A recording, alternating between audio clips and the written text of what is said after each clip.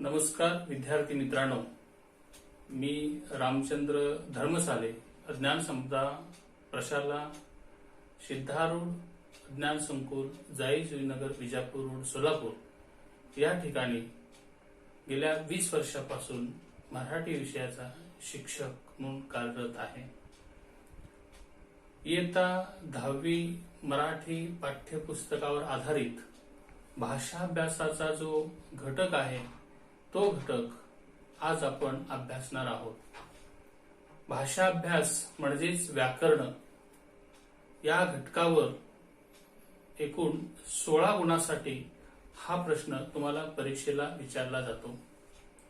प्रश्न चौथा, भाषाभ्यास एकूण 16 गुण, त्यामध्ये 2 विभाग आहेत, अ आणि आ. अ विभागासाठी 8 गुण ठेवलेले आहेत आणि आ विभागासाठी 8 गुण ठेवलेले आहेत. प्रश्न चौथा, अ व्याकरण घटकावर आधारित कृती जी 8 गुणाची आहे ती कृती आज आपण अभ्यासणार आहोत. त्या घटकावर आपण अभ्यास करणार आहोत. यामध्ये पहिला जो घटक आहे तो म्हणजे समास. मित्रांनो, समास हा तुम्हाला परीक्षेला 2 गुणांसाठी विचारला जातो. तर पाहूया समास म्हणजे काय. समास हा शब्द सम अधिक अस या संस्कृत धातूपासून तयार झाला आहे. त्यानंतर समास या शब्दाचा अर्थच आहे की एकत्र करणे. समासात एक जोडशब्द बनविताना त्या शब्दातील परस्पर संबंध दाखविणारे शब्द किंवा विभक्तीचे प्रत्यय आपण गाळतो आणि एक जोड शब्द तयार करतो, त्याला आपण समास असे म्हणतो. आता उदाहरणार्थ, बटाटे घालून तयार केलेला वडा असं न म्हणता आपण बटाटे वडा असं म्हणतो. म्हणजे सांगण्याचा उद्देश हा की शब्दाच्या एकत्रीकरणाला समास असे म्हणतात.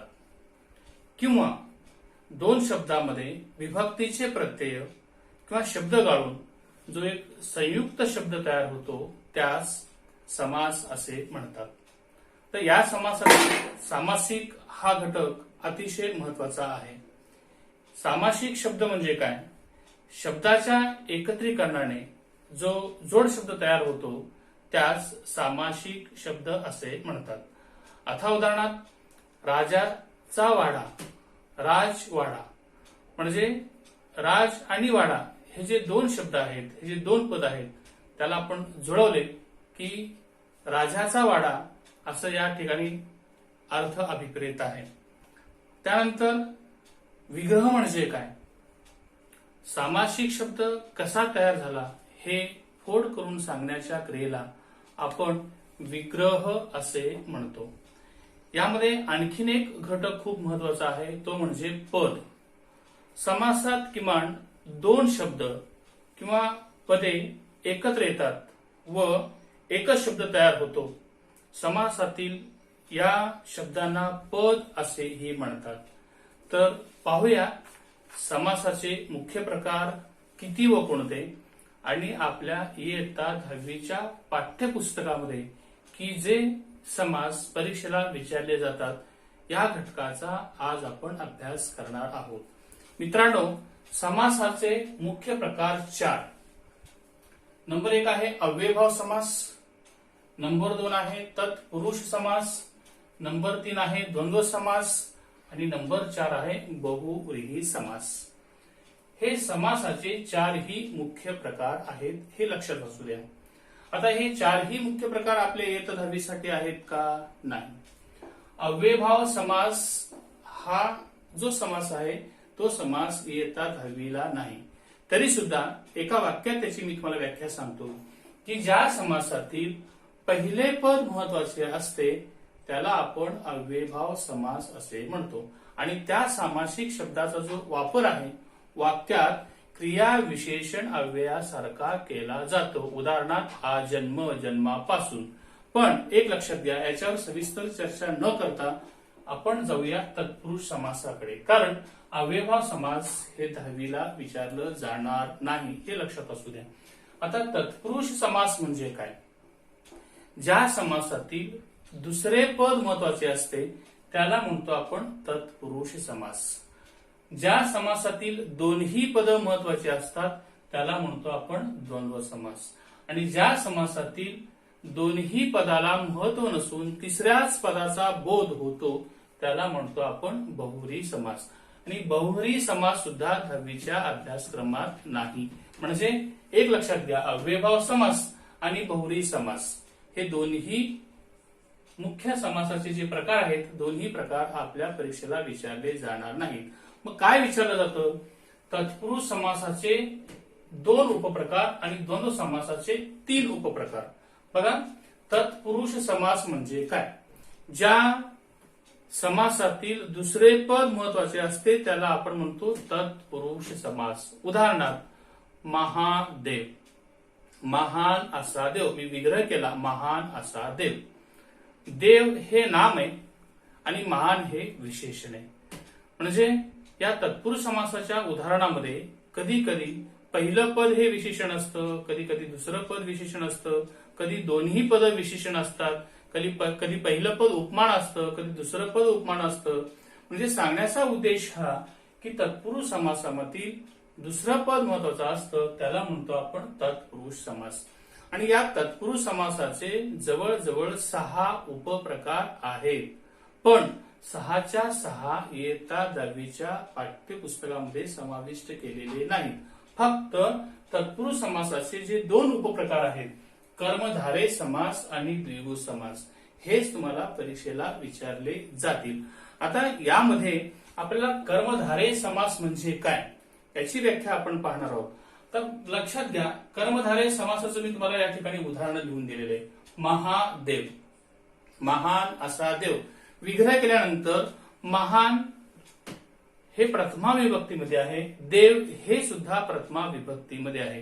म्हणजे कर्मधारय समासातील दोन्ही पद प्रथमा विभक्तीत असतात. हे कर्मधारय समासाचं वैशिष्ट्य लक्षात घ्यायचं.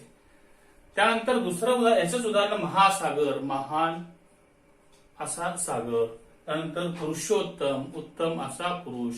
महाराष्ट्र, महान असे राष्ट्र. काव्यामृत, काव्य हेच अमृत. नरसिंह, सिंहासारखा नर. म्हणजे ज्या समासातील दोन्ही पद प्रथमा विभक्तीमध्ये असतात त्याला म्हणायचं आपण कर्मधारय समास. त्यानंतर तत्पुरुष समासाचा जो दुसरा उपप्रकार आहे द्विगु समास. द्विगु समासाचं जर उदाहरण आपण पाहिलं, बघा, पंचप्राण. या पंचप्राण सामासिक शब्दाचं मी जर विग्रह केल्यानंतर 5 प्राणांचा समूह असं विग्रह होतं. विग्रह केल्यानंतर पहिलं पद हे संख्या येतं आणि त्या सामासिक शब्दावरून एका समुच्चयाचा बोध होतो त्याला म्हणायचं आपण द्विगु समास.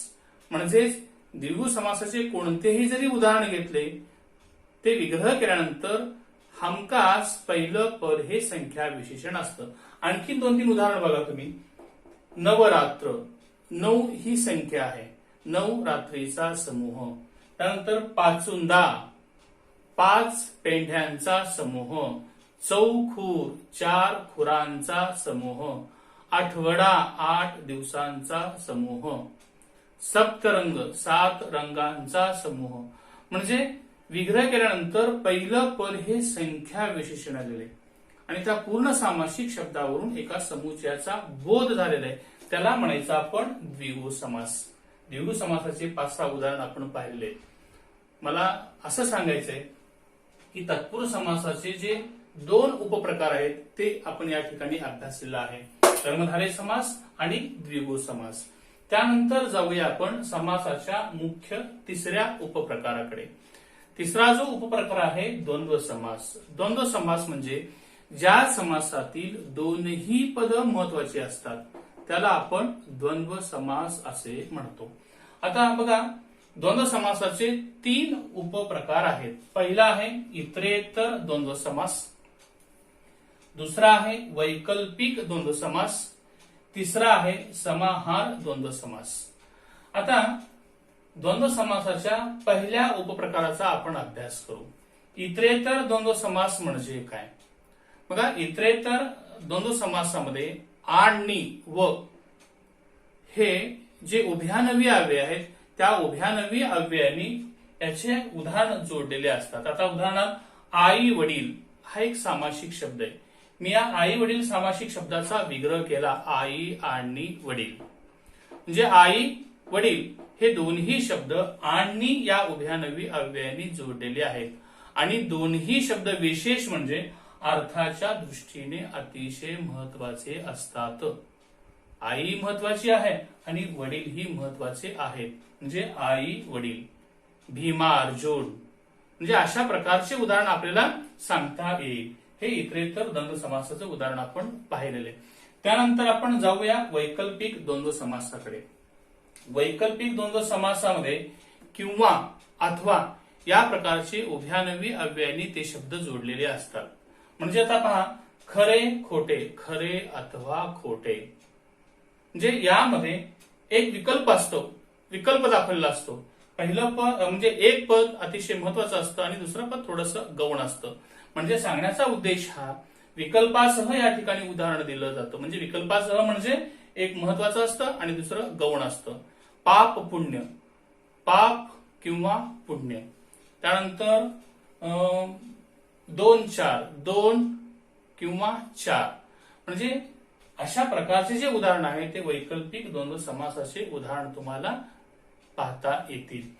म्हणजे इतरेतर मध्ये आणि व उभयानवी अव्ययांनी जोडलेले असतात उदाहरणं आणि वैकल्पिक मध्ये किंवा अथवा या उभयानवी अव्ययांनी जोडलेले असतात. त्यानंतर जाऊया आपण समाहार द्वंद्व समास. आता समाहार द्वंद्व समास म्हणजे काय? उदाहरणार्थ भाजीपाला, भाजीपाला वगैरे वगैरे. म्हणजे भाजीपाला म्हणजे दोनच प्रकारचे भाजीपाला आहेत का तिथं त्या उदाहरणामध्ये? नाही, त्याच जातीचे अनेक जे पदार्थ आहेत त्यात समाविष्ट असतात. समाहार केला जातो त्याला म्हणतो आपण भाजीपाला. त्याचं आणखीन उदाहरण आपल्याला मीठ, भाकर वगैरे वगैरे, चहा, पाणी वगैरे वगैरे. म्हणजे असे प्रकारचे उदाहरणं या समाहार द्वंद्व समासाचे तुम्हाला सांगता येतील. आणखीन एक उदाहरण अंथरुण पांघरुण. अंथरुण पांघरुण म्हणजे फक्त अंथरण्याचं साधन आणि पांघरण्याचं साधन दोनच गोष्टी आहेत का? त्याला अनुसरून त्याच जातीचे अनेक वस्तू आपण वापरत असतो. त्याला म्हणतो आपण समाहार द्वंद्व समास. म्हणजे विद्यार्थी मित्रांनो, घाबरून जाण्याचं काहीही कारण नाही. एक लक्षात घ्या, समासाच्या 4 मुख्य प्रकारापैकी 2 तरी मुख्य प्रकार आपल्या अभ्यासक्रमाला नाहीत. नंबर 1 अव्ययभाव समास, बहुव्रीही समास. म्हणजे याचा विचार तुर्तास आपण करायचाच नाही 10वी मध्ये. त्यानंतर तत्पुरुष समासाचा जे उपप्रकार आहेत कर्मधारय समास आणि द्विगु समास. कर्मधारय समासाचे मी तुम्हाला उदाहरण दिलेले आहेत. महादेव, महासागर, पुरुषोत्तम, त्यानंतर काव्यामृत, नरसिंह. द्विगु समासाचे मी तुम्हाला या ठिकाणी उदाहरण दिलेले आहेत. पंचप्राण, नवरात्र, पाचुंदा, चौखोर, त्यानंतर त्रिदल, त्रिनयन, सप्तर्षी. म्हणजे अशा प्रकारचे उदाहरण द्विगु समासाचे तुम्हाला मी सांगितलेले आहेत. त्यानंतर द्वंद्व समासाचे जे 3 उपप्रकार आहेत तेही आपण या ठिकाणी पाहिलेलं आहे. इतरेतर द्वंद्व समास, वैकल्पिक द्वंद्व समास, समाहार द्वंद्व समास. आणखीन एकदा सांगतो, इतरेतर द्वंद्व समासामध्ये आणि व हे उभयानवी अव्ययांनी हे उदाहरण जोडले जातात. त्यानंतर वैकल्पिक द्वंद्व समासामध्ये किंवा अथवा या विकल्प दाखवणाऱ्या उभयानवी अव्ययांनी ते उदाहरण जोडले जातात. आणि समाहारमध्ये त्याच जातीचे अनेक पदार्थ त्या ठिकाणी समाविष्ट केलेले असतात. त्याला म्हणतो आपण समाहार द्वंद्व समास. तर हे जे हा जो समासाचा घटक आहे तो परीक्षेसाठी तुम्हाला 2 गुणांसाठी विचारला जातो. आता यामध्ये कोणत्या प्रकारच्या कृती तुम्हाला परीक्षेला विचारतील? बघा, जवळजवळ 5 ते 6 प्रकारच्या कृती तुम्हाला परीक्षेला विचारले जातात. पहिली जी कृती आहे योग्य जोड्या लावा. आता एका बाजूला सामासिक शब्द देतात आणि दुसऱ्या बाजूला समासाचं नाव देतात आणि तुम्हाला त्या जोड्या लावायचे 2 गुणासाठी. म्हणजे एक सामासिक शब्द एका गुणाला, दुसरा सामासिक शब्द एका गुणाला. त्यानंतर कोष्टक पूर्ण करा म्हणतील. अनुक्रमांक, सामासिक शब्द, विग्रह, समासाचे नाव. म्हणजे सामासिक शब्द देतील, विग्रह करा म्हणतील अर्धा गुण, समासाचे नाव ओळखा म्हणतील अर्धा गुण, म्हणजे एक सामासिक शब्द एका गुणाला. त्याच्याच खाली दुसरं उदाहरण असं सांगतील, सामासिक शब्द देणार नाहीत तर डॅश डॅश म्हणतील, म्हणजे टिंब टिंब म्हणतील, विग्रह देतील आणि समासाचे नाव ओळखा म्हणतील. म्हणजे तुम्हाला तो सामासिक शब्द ओळखून लिहायचा, विग्रह केलेला सामासिक शब्द कोणता आहे तो. म्हणजे त्या वरच्या एका उदाहरणाला 1 गुण आणि खालच्या एका उदाहरणाला 1 गुण, म्हणजे असे 2 गुण तुम्हाला त्या ठिकाणी मिळतात.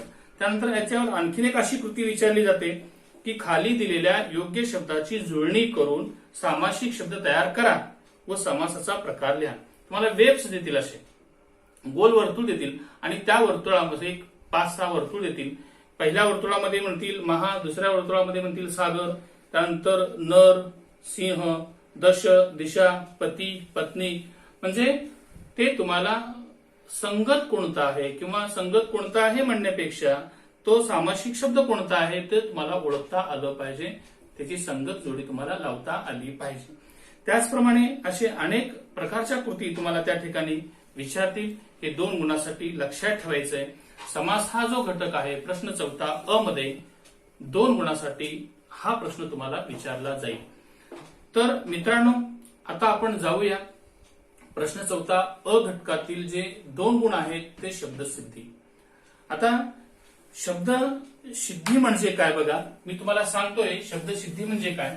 शब्द कसा तयार होतो किंवा शब्द कसा सिद्ध होतो हे सांगण्याच्या क्रियेला शब्दसिद्धी असे म्हणतात. तर बघूया आपण शब्दसिद्धीचे उपप्रकार कोणते आहेत, शब्दसिद्धी म्हणजे नेमकं काय, आणि इयत्ता आपल्या 10वीच्या पाठ्यपुस्तकामध्ये कोणत्या प्रकारचे उपप्रकार आहेत. पहा, शब्दसिद्धी.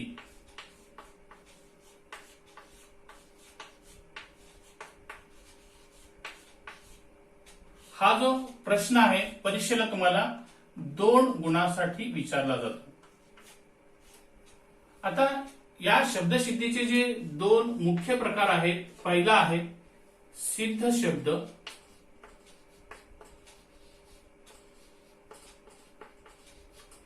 आणि दुसरा जो प्रकार आहे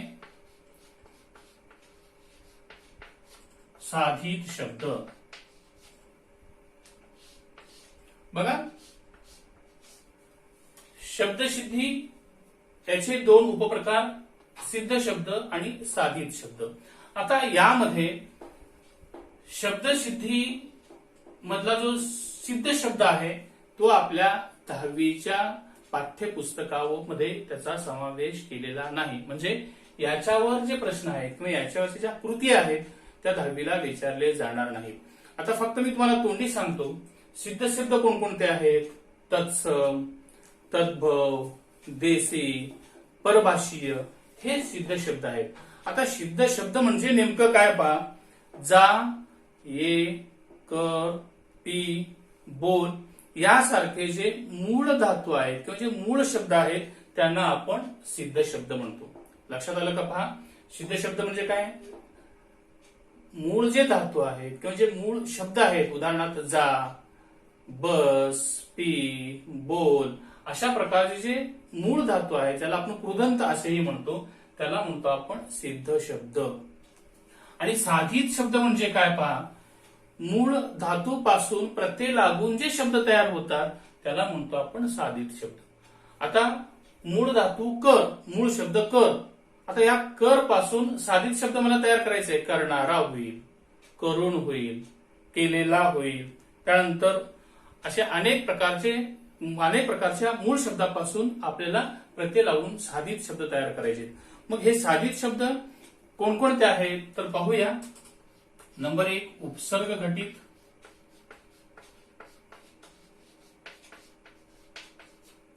उपसर्ग घटित शब्द. नंबर 2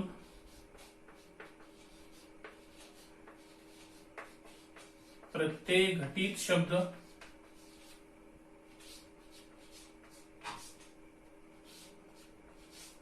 नंबर 3 सामासिक शब्द.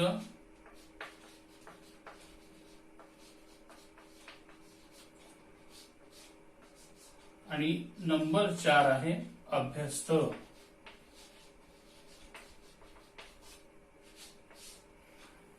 फक्त इयत्ता 10वीला परीक्षेसाठी तुम्हाला जो प्रश्न विचारला जातो किंवा 2 मार्कावर जी कृती विचारली जाते ती कृती कशावर आधारित असेल? उपसर्ग घटित, प्रत्यय घटित आणि अध्यस्त. म्हणजे हे 3च उपप्रकार 10वीला आहेत, सामासिक शब्द नाही. मग या 3 उपघटकाचा आपण अभ्यास पाहूया. आता उपसर्ग घटित शब्द म्हणजे काय? बघा, उपसर्ग घटित म्हणजे मूळ धातूच्या किंवा शब्दाच्या पाठीमागे, बघा काय म्हणतो मी, मूळ धातूच्या किंवा शब्दाच्या पाठीमागे एक किंवा अनेक अक्षरे लावून काही साधित शब्द तयार होतात, त्याला म्हणतो आपण उपसर्ग घटित शब्द. आता उदाहरणादाखल क्रम हा एक मूळ शब्द आहे. बघा, क्रम हा एक मूळ शब्द आहे. मी या मूळ शब्दाच्या पाठीमागे म्हणतो, मी याला पुढे म्हणायचं नाही, कारण आपण लिहित जातो, याला पुढे म्हणायचं. मूळ शब्दाच्या पाठीमागे मी एक किंवा अनेक उपसर्ग लावलो, एक किंवा अनेक अक्षरांचा उपसर्ग लावलो. आता अति काय झालं बघा, अतिक्रम म्हणजे मूळ शब्दाच्या पाठीमागे मी अति हे उपसर्ग लावलं. मग हे उपसर्ग कशामधून आलेले आहे? हे उपसर्ग संस्कृत भाषेतून आलेले आहे. काही संस्कृत भाषेतून आलेले उपसर्ग आहेत, काही मराठीतले उपसर्ग आहेत, काही पारसी भाषेतले सुद्धा उपसर्ग आहेत. प्रत्येक उपसर्ग मी या ठिकाणी सांगत बसणार नाही, कारण आपल्याला वेळेची मर्यादा सुद्धा आहे. त्यानंतर नंदन हा एक शब्द आहे, मूळ शब्द नंदन.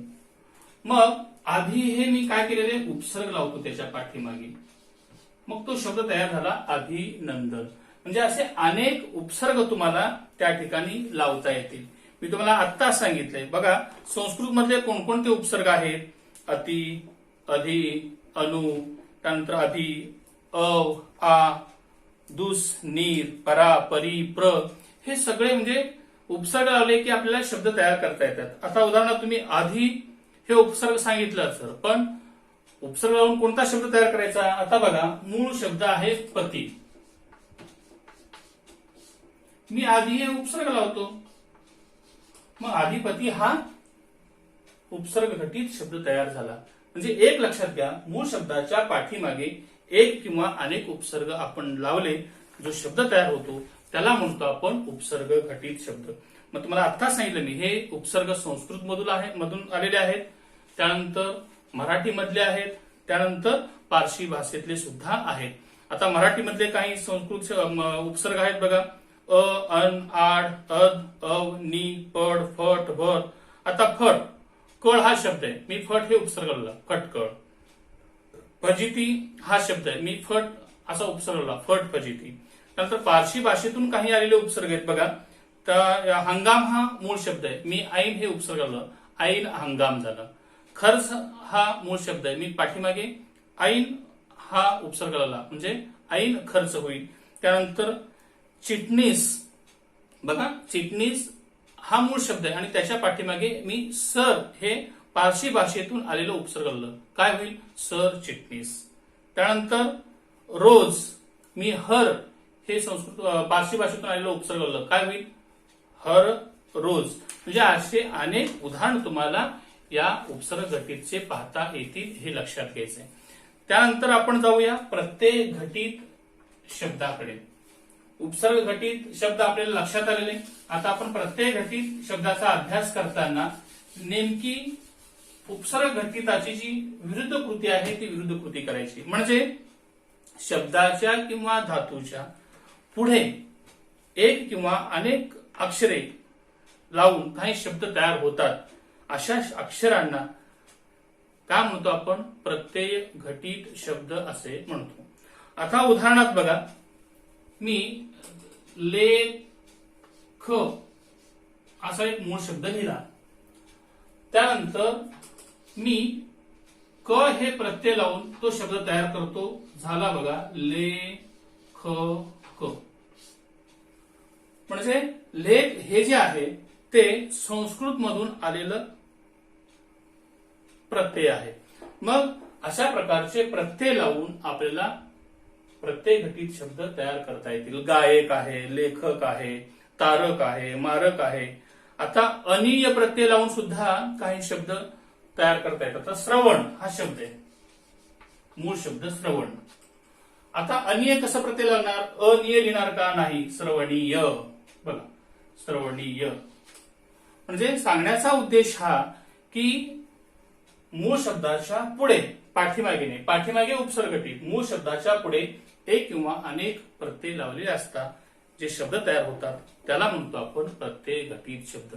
आता हे सुद्धा प्रत्यय काही संस्कृत मधून आलेले आहेत, काही मराठी मधले आहेत, काही पारसी भाषेतले सुद्धा आहेत. संस्कृत मध्ये उदाहरण दाखल मी तुम्हाला सांगितलं, अ आहे, अक आहे, अन आहे, अना आहे, ई आहे, इक आहे, त आहे, तृ आहे, त्यानंतर तव्य आहे, त्यानंतर ती आहे, य आहे, अशा प्रकारचे प्रत्यय आहेत. आता मराठी मधले कोणते प्रत्यय आहेत बघा? अ आहे, आ आहे, आई आहे. आता उदाहरणार्थ मूळ शब्द खोद, आता ई प्रत्यय लावले मी, खोदाई होईल. त्यानंतर घड, घडाई होईल. शिलाई होईल. आता आरी आहे, अळू आहे. अळू हे सुद्धा प्रत्यय. आता तुम्ही म्हणाल अळू हा प्रत्यय कसा असतो? बघा इकडे लक्ष द्या. मूळ शब्द आहे झोप, मूळ शब्द आहे झोप. मी आळू हा प्रत्यय लावला, काय शब्द होईल तयार बघा? झोपाळू. म्हणजे आळू हे सुद्धा प्रत्यय आपल्याला त्या ठिकाणी मराठी मधला आहे, हे लक्षात घ्यायचंय. त्यानंतर पारशी भाषेतले काही प्रत्यय आहेत, ते सुद्धा प्रत्यय आपल्याला पाहायचं आहे. पारशी भाषेतले प्रत्यय कोणकोणते आहेत बघा? लिहिणारा आहे, बोलणारा आहे, लिहिणावळ आहे, खानावळ आहे, भांडखोर आहे, असे अनेक प्रकारचे प्रत्यय तुम्हाला या ठिकाणी लावून शब्द तयार करायचे आहेत. एक किंवा अनेक अक्षर असतात, त्याला आपण म्हणतो प्रत्यय घटित शब्द. बघा, उपसर्ग घटित आणि प्रत्यय घटित त्याच्यातला फरक लक्षात घ्या. मूळ शब्दाच्या पाठीमागे, मूळ शब्दाच्या पाठीमागे एक किंवा अनेक उपसर्ग लागून जे शब्द तयार होतात त्याला म्हणायचं उपसर्ग घटित. मूळ शब्दाच्या पुढे एक किंवा अनेक प्रत्यय लागून जे शब्द तयार होतात त्याला म्हणायचं प्रत्यय घटित. आता अभ्यस्त. आता अभ्यस्त म्हणजे काय? अभ्यस्त या शब्दाचा अर्थ आहे द्वित किंवा दुप्पट करणे. अभ्यस्त म्हणजे द्वित किंवा दुप्पट करणे, म्हणजे पुनरावृत्तीने तयार झालेले शब्द म्हणजे अभ्यस्त होय. बघा, पुनरावृत्तीने तयार झालेले शब्द म्हणजे अभ्यस्त होय. आता उदाहरणार्थ अभ्यस्ताचे 3 उपप्रकार आहेत. मी पहिल्या उपप्रकाराची माहिती मी तुम्हाला देतो. पूर्ण अभ्यस्त.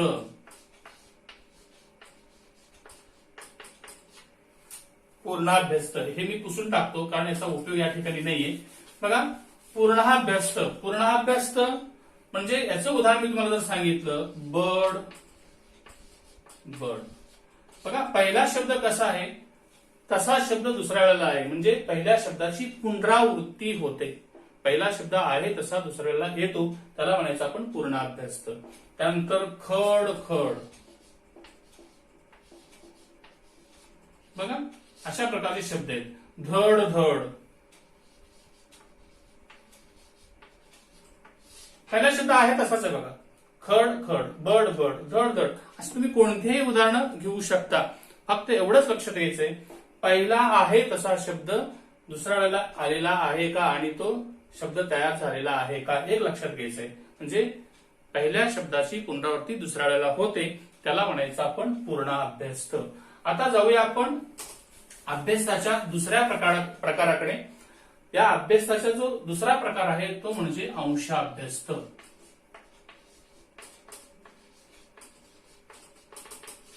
आता अंशाभ्यस्त म्हणजे काय बघा, याचं जर उदाहरण पाहिलं मी तुम्हाला सांगतो. उदाहरण काय?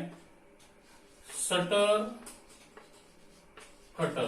बघा, हा जो शब्द आहे त्या शब्दामधला 2 शब्द आहेत, सटर आणि फटर. आपण पूर्ण अभ्यासामध्ये काय पाहिलं? आहे तसा शब्द दुसऱ्या वेळेला येतो, म्हणजे शब्दाची पुनरावृत्ती होते, आहे तसा येतो, त्याला आपण पूर्ण अभ्यास म्हटलं. अंशाभ्यासामध्ये काय? आहे तसा शब्द आलाय का? सटर, फटर. म्हणजे कुठल्या अक्षरामध्ये फरक आहे? स आणि फ. म्हणजे थोड्या फार फरकाने या उदाहरणामध्ये आपल्याला बदल दिसतो, म्हणजे एका अक्षराचा फरक दिसतो. अशा प्रकारचे अनेक उदाहरण तुम्हाला सांगता येतील. उदाहरणार्थ शेजारी, पाजारी. बघा, शेजारी, पाजारी. आता याच्यामध्ये सुद्धा जर आपण विचार केला, 2 शब्द आहेत, शेजारी, पाजारी, से आणि पा. त्यानंतर अघळ, पघळ.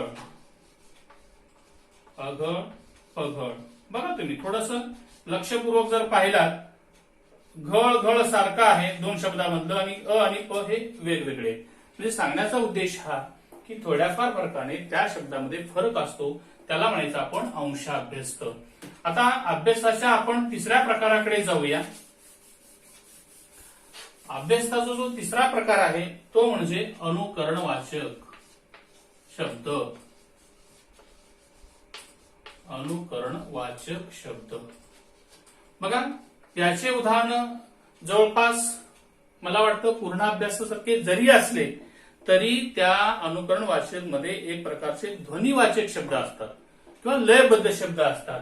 आता उदाहरणार्थ गडगडाट, बरोबर आहे. त्यानंतर थुई थुई,